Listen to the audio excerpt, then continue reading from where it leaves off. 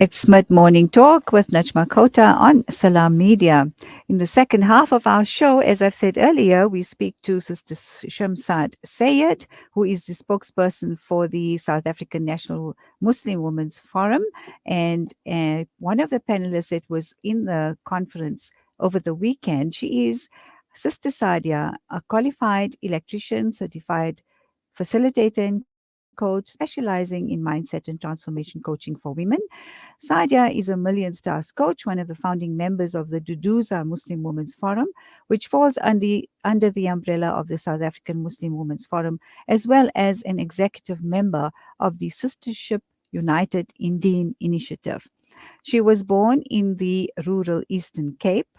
The passing of her grandmother had her move to a Muslim girls' orphanage in Gauteng, where she embraced Islam. Abandoned and disconnected from her biological family for the first 7 years, she made the most of the opportunity she received at the orphanage. And the title of this conference over the weekend was Rising to the Multitude of Challenges Faced by Muslimas in the Hitherto Townships. I think Sadia's story is fascinating. But let's welcome both our guests, Sadia as well as Shamshad. Assalamu alaikum and welcome.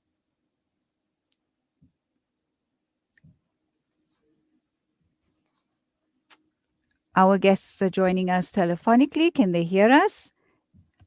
I can hear you. We just replied. I can hear Sadia very well. Okay, I didn't hear your reply. We're loud and clear now. Welcome. It's such a pleasure Yes. to have you both on the program this morning. So, how was the conference over the weekend, Sister Shamshad? Alhamdulillah, met our expectations beyond that as well. As one youth said to us, Najma, that you all have had 8 so far, but this was the best. And I think what made it the best was having the panel discussion on which Sister Sadia Rantseli was present. But the conference was split into 2 parts. One was the speakers session, where you had individual speakers sharing according to the theme, which was financial, spiritual, legal empowerment of women, and psychological as well. You know what COVID did to the communities. Many women were all alone when they lost their husbands, etc. There's a lot of emotional baggage, while a whole lot of other women had to then fend for themselves. And, surprisingly, women are very creative and imaginative when it comes to sustaining the families. So they started home businesses, etc. But they need that oomph and that professional edge to be able to sort of complete the circle. And alhamdulillah, that's what the conference gave to them. And, Muslim marriages has now been recognized. Your nikah is now valid. It's legal. So the implications of all this, as well as new laws with regard to domestic violence. So all these needed to be, women need to be empowered with regard to all these very important day-to-day things that we need to be living with and to be empowered about, so that we don't do the wrong thing or not anything against the law, but at the same time, placing the Sharia at the harm of everything, which is what we do at the conference. To empower one in such a way that they first the Muslim and then everything else. But I want to say, Sister Najma, the nemesis of the entire conference was a simple thing. One of our foreign ladies' husband passed away something like 8 years ago, 8.5 years ago. And believe me, she didn't even know how to access funds to buy bread and milk. So we said, no, let's empower the ladies how to deal with financial empowerment, with to being financially savvy, and how to be, if you're having a joint account, to access your details. Those 8 years seems like just yesterday, but in terms of technology, it's light years away. So, and then that's how it started. We had our seminars with Islamic finance, Kenya, etc. at that time. And then it evolved, into what is needed. And every year we find that there are more needs that women have with regard to being able to survive in this, this concrete jungle, or this world that, so many challenges has been unleashed on us. And we had to do something to be able to help our sisters, our youth, to deal with these challenges and come out successfully, pleasing Allah first, and then be able to survive in this very difficult world. And the second part of the conference was, as I said, the theme of that was, rising up to the challenges faced by our Muslims in the hitherto townships. We made a commitment the year before COVID, that was in 2019, at Kurtuba, and Sister Sadia will tell you that we are going to assist our sisters, not just in the forums in our areas. Apartheid did a terrible thing, terrible development by placing people of color and race in different areas. We as Muslims need to break that. We've done that under the radar for a very long time. We wanted the empowerment of sisters to come about where they lead. And I promise you, sisters like Sadia and a host of others are teaching us how to deal with life. They are teaching us about what Islam should be in the townships. And it's not helpers, etc. now. It's now they're sharing their skills with us. If there's ever been a profound speaker, Sister Sadia will tell you, it was Sister Hajra, who was a tornado that blew through the conference, I just want to go through some of the topics that was covered in the first part, if you allow me, Sister Najma. Okay. No, certainly. Okay, no, go ahead. I was just about to ask another question, but go ahead. It's fine. Yeah. When we opened, we had illustrious speakers and presenters. Ali Marihana Shabubuli, I'm sure you know her, very inspiring, perennially inspiring. We had some Islamic entertainment, we had some NAS. And then we had topics by Zakia Manju, who is a young girl, young entrepreneur. And her topic was financial, spiritual, and emotional empowerment through life challenges, adapting and navigating through the postmodern world as a young Muslimah. Now, what we picked up is that from each of these speakers, out of a very dark necessity, sometimes a very sad situation where they started a business. She had a miscarriage, was terribly upset. And from there, she started like baking, etc. Today, she is a YouTuber. She blogs, culinary blogs, vlogs. And you can catch her on YouTube. And she shared her entrepreneurial skills with us. She's got millions of followers. Then we had Amina Sambai, whose discussion was mindset and wellness during terminal illness, in any illness. And what is surprising is she's a millionaire, and she belongs to Millionaires Club for Herbalife. She spoke about how she had to go through chemo. She suffered cancer, breast cancer. It happened overnight. And she says, she has 9 children. She never experienced so much of 9. Put all the nausea of the 9 pregnancies together, and that's the nausea she felt. But from there, this barakah comes from Allah. And she thought to herself, and she turned completely to Allah, and she started reading Salah. Today, she is leaving for Umrah. And Alhamdulillah, she says it brought her close to Allah. And the business continued during her illness. And then we had Farhana Haturani, who spoke about the Islamic responses to the LGBT question. And she spoke about the lifelong learning of Islam, that it never ends. Things may be criminal, but they're not decriminalized, but they're still sinful. And we need to, as she said, no matter how old you are, send your kids to the masjid, etc., which I also believe is the ruh of the community. A lot of other things that she said, but suffice this to say that this is a taking home point is that never stop learning and don't compromise your deen when it comes to certain things, and this is one of them. We look at the Imam split when it comes to the LGBT question, they stand united. And then we had Anisa Ibrahim Edin, who's also a life coach, and she spoke about self-empowerment by channeling person's skills into a powerhouse of emotional, spiritual courage and confidence. And her discourse was highly spiritual. And she spoke about how to deal with inner self and how to deal with challenges that are outside of you and inside of you, how to deal with the way it starts and when it ends. What a beautiful position. I hope, Sister Najma, you can interview one of the days. She ended her discourse with a very spiritual victory. It was all pervading. It was beautiful. So we had a mixture of that as well. And then we also had Sister Zina Ghani. Very, very important. I haven't come across a person who has had 17 miscarriages, 4 ectopic pregnancies, losing 2 full-born children, and still having to come and losing your home, your everything, your family, your father, all at once, and then come up as an entrepreneur that's worldwide, that's renowned worldwide. So she shared her entrepreneurial skills as well. She has posted it to some on Instagram and Facebook. You can have a look at it. So I won't so much. And then we had our surprise guest, which is Sister Nadima Noor, and she spoke about resilience and forgiveness is the way to freedom. How no matter what you go through in a war-torn area, forgive everybody and uplift each other. So that is in a nutshell what was it. And I said again, the highlight among them was Sadia, Abu Hasina Ali, Sister Zaytun, Sunday. And they really blew us apart. They really, and I tell you, The responses Mm. we are receiving with regard to the panel discussion, the time allocated to them was really not enough. We're going to have a separate conference just with our Mm. panelists, inshallah. It sounds like a jam-packed program, and each and every one had a pertinent, your topics were pertinent and the messages were very strong. And I think that perhaps you feel good that after 8 years, you've actually reached some of your objectives as an Yes. organization. Have you ever faced any criticism on the just the organization itself and the whatever it is that you host that you have hosted over the years? From our very first conference, there's always been some form of criticism, Sister Najma. Once you're out in the public arena, there's always going to be some criticism.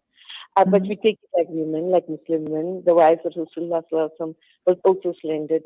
The greatest of all of the intellectuals of Rasulullah Sallallahu wife was Aisha. Till today, we find people slandering her and criticizing her. So we take our cue from there. That, if you have Right. to do something, you have to say the right thing. You're never going to be a friend to everybody. But be a Hmm. friend of Allah first. And what if you have to say what you have to say? And, we had a 7-point resolution, which I don't know if we'll have time to read out, but from there it was, number 6 was to use constructively our collective resources to highlight the crises and challenges faced by the Ummah and prefer solutions according to the tenets of Islam, like unemployment, LGBT challenge, broken homes, Muslim marriages, in order to empower and uplift all communities, irrespective of color, creed, or nationality. I don't know Right. what is wrong about those things. So if you Yeah. want to look at life from a certain lens, that's your prerogative. But I think the South African National Muslim Forum has made their mark, has earned the reputation of being a social uplifter in the tradition of the wives of Rasulullah Sallallahu Alaihi Wasallam and nobody else. When the wives Hmm. of Rasulullah Sallallahu Alaihi Wasallam wanted more money, they were given a choice. Rasulullah wasn't given a verse. 29 days later, he left them. 29 days later, he returned with the verse to say that to you, women of the household of Rasulullah, if you want opulence, you can be divorced. You need to do social upliftment. And Hmm. those are our role models. So if Hmm. anybody wants to criticize us for being in those role models, then Allah subhanahu wa ta'ala is the only one who can judge us. Because Khawla, Nusayba, as a Fatima were in the battlefield. Hmm. Hazrat Khadija was a businesswoman by excellence. And it is Hmm. her wealth that supported not just Rasulullah, but the entire Ummah and the deen itself. Hmm. And what was done to her. So Yeah. yeah, in the end, we've got our role models in place, and True. criticisms we will face. But positive criticism is good, and negative criticism is also good. And I mean, our sins get washed away. So Allah Hmm. subhanahu wa ta'ala accepts the good we're trying to do and forgive us if we're doing anything wrong, inshallah. Hmm. I want to bring in Sister Sadia now. What was your experience like addressing such a vast, eclectic room of females, Sister Sadia? Okay, firstly, Assalamu alaikum. I don't know if you, Walaikum I salam. don't think you heard me when I responded to your greetings, but yeah, to answer your question, it was remarkable because Uh-huh. for me, like in 2020, when the Women's Forum conference went online, that Hmm. is when I can say I became empowered because um, the conference had like it was streaming online, and then it Hmm. was there where I became um, exposed to the amount of work that women are capable of doing, and it was through a life coach. She was one of the guest speakers. She's all the way Hmm. in Canada, and Alhamdulillah, by Allah's mercy, I ended up in her academy, and I qualified as like I'm a certified coach now through Wonderful. the same initiative. And like it's just amazing how with Apache, we're just having a chat with another girl saying that whatever it is that you want done, make mention of it in the presence of Shamshad because like by Allah's mercy, she's able to hear and remember so many things. Hmm. Because I got onto the panel by just merely saying it like during at the end of last year's conference, I like when we were busy greeting and like sharing the positive that has came out of that particular conference. And then I said to Appa, I was like, you know what, Appa, next year I definitely want to be on the other side. And it so happened that like Appa decided to put together Right. the Sister panel. Sadia, right. So, Sister Sadia, can you give us a gist of what your talk was about as a panelist? Okay, so for me, the part that I was covering was empowerment through education. And like with that, because in our community, what is happening is that we've got a lot of young children that come into the masjid in order to gain knowledge. And like this was just especially empowering. And as the Women's Forum, we are also just busy trying to collect as much skills as we can so that we can share it with the community ladies.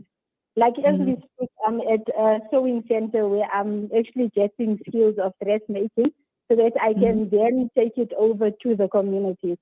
So like my part was just how to empower women and children by, like getting them educated.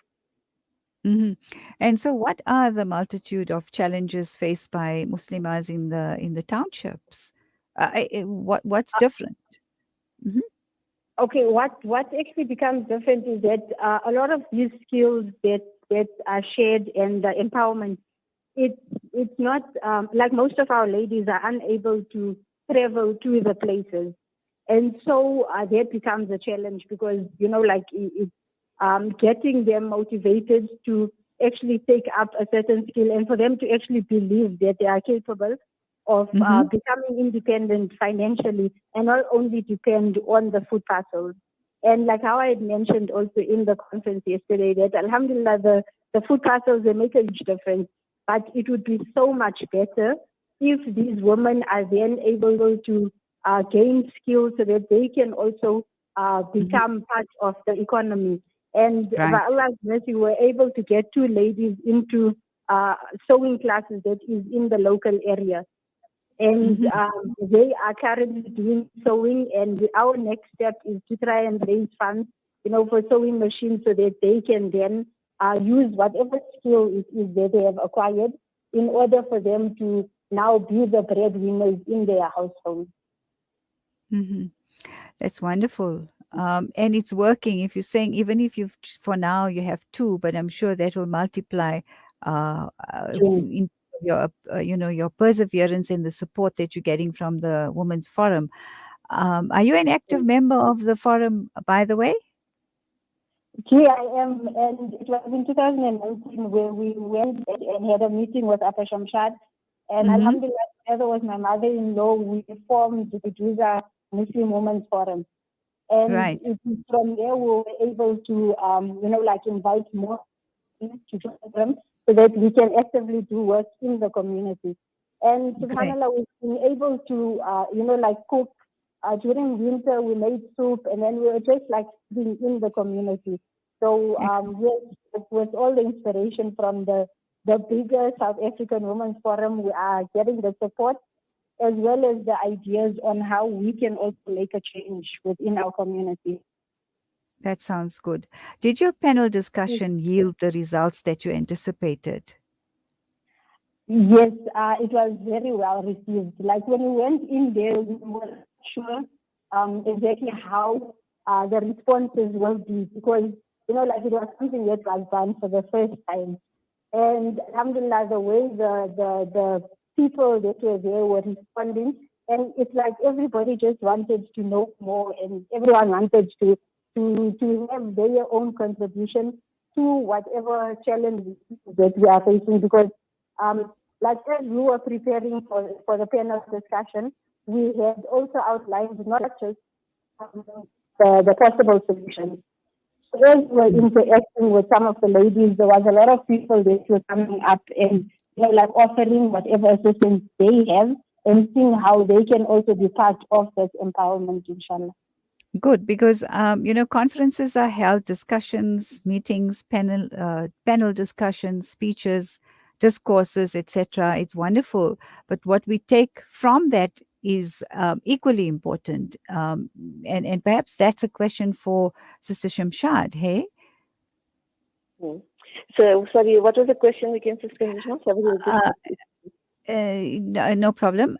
I was saying that what did we take away from the conference? In other words, do we put plans in place after having yes. these, Yes, yeah. two things that emanating. Number one is that we're having a follow-up business seminar. We're going to be doing it with the 8th. They want to do a business seminar for business women, and we hope to invite the Turkish ambassador and a few other trade commissioners as well, so that we can take the business not just local but also foreign, overseas, so we can have this international connection of entrepreneurship for women as well as families, because some of them don't have husbands. So now we're so past the time in. And I'm reminded of Professor Habibul Hotnat. He said, in a time of jihad, relax the laws of hijab. So to take that, say you need a mahram now to do business, etc., but your mahram lies, the mahram is returned to the mercy of Allah. And if your goods are coming from Turkey, then let's help you to get it done right, We have to deal with the situation at hand. So we're trying to do that and assist the women. There are many widows suddenly over the last year, Sister Najma. I've even lost count. So many young widows, so many old widows, so many mothers that are left alone. We need to assist them, and the work continues on a daily basis. That's the one thing. And the other thing is, I know one of our forum wants to have a panel discussion that we had in a stadium for the rural women out there in the area, which is somewhere in Mpumalanga. So that is, and I think all the other forums want to do the same in the rural areas. We can't go, they can't come to us, we will go to them. We'll call them and we will bear the expenses and have this panel discussion. Speak up, because one thing that came out very clear for me, for one of the sisters in the panel discussion, it said, we are Muslims first before we are cultural. We don't put the culture before the Islam. We are Muslim before. So these are important things that the public needs to know. And we start. Sometimes I'm sorry to say, people judge and say, "No, why are you paying Lobola?" It's not for us to question that. We need to hand the Islam and a lot of culture that we already have in the Deen has been from the time of the first Hijrah, which was to Abyssinia. The Akika and all that came from Africa. So we know if our Deen will be less condemnatory, more helpful, and more be a social uplifted and friendly, etc. So we need to work together as an ummah. Right, and I think what you're achieving through this is social cohesion, which is so important. At grassroots levels, I must say, in whatever sphere, using the best tools, the best skills and expertise that we have with the captains in the industry to derive maximum benefit so that we are a stronger ummah. Because if we are weak as an ummah, it's going to tell. Right? And the basis of everything that you are doing is the Quran and Sunnah. Rasulullah sallallahu alaihi wasallam, his closest son was a freed slave that he did. And we need to understand the context in which we are living. We need to revisit the time that we are in the very same time now. Islam is under threat and under attack.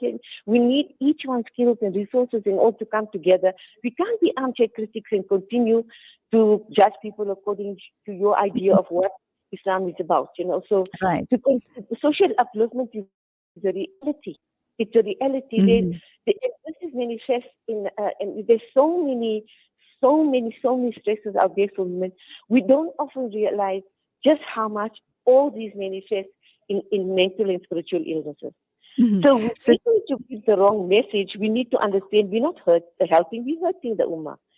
So we're trying to do the best you can with the resources that we have. We don't savings account or anything. Whatever every cent that comes, it goes out to where it's needed.